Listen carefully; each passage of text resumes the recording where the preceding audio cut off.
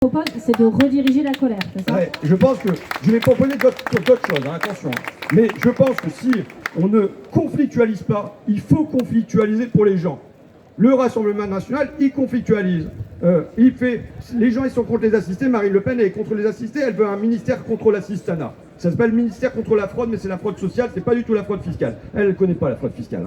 Hein. Donc voilà. Non, mais voilà. Si, elle connaît. Non, mais c'est pour dire que dans les points forts qu'on peut avoir aussi, il y a. Je vous ai dit que j'avais étudié les discours économiques du Rassemblement national, mais il y a. Chez eux, le mot multinational n'existe pas, le mot firme n'existe pas, le mot fraude fiscale n'existe pas. Mais vraiment, ils n'existent pas. La précarité, elle n'existe pas. Le mot égalité n'existe pas. Pourquoi? Parce que c'est le parti de l'inégalité.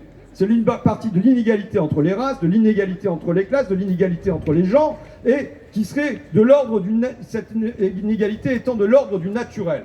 Et moi, je suis convaincu que dans des coins comme le mien, les gens sont attachés à la question de l'égalité.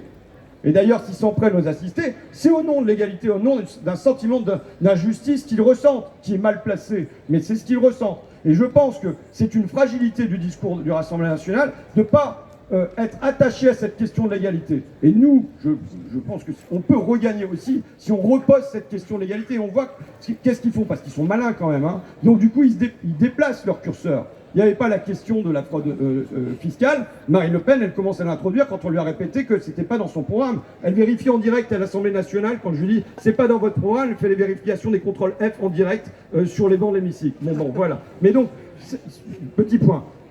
Mais, ouais, il me reste encore 10 minutes pour les solutions.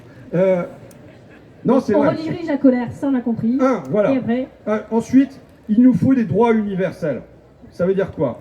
Ça veut dire qu'il faut cesser de créer des droits qui sont sous condition que tu n'as pas de revenus.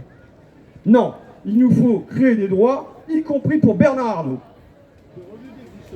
Par exemple, mais il nous faut créer... T'as fait applaudir Bernard Arnault par la salle. Mais je m'en fous. T'as bien redirigé la colère. Si c'est au nom de l'égalité, mais l'impôt est là pour rétablir de la justice et de l'égalité. Mais les droits, ils doivent être pour tout le monde. Quand on a créé l'école, on ne s'est pas demandé si elle allait être payante pour les riches. Elle était gratuite pour tout le monde. Quand on a fait la sécurité sociale, ça a été pour tout le monde. Quand on a fait la retraite, ça a été pour tout le monde. Et donc aujourd'hui, il faut cesser d'avoir des droits qui disparaissent parce que tu touches 1 300 €. Il faut recréer des droits, il faut aller à nouveau vers des droits qui soient universels. On s'arrête les effets de seuil qui sont hyper crispants et qui rendent fous dans les démarches administratives. Exactement, exactement. Ça c'est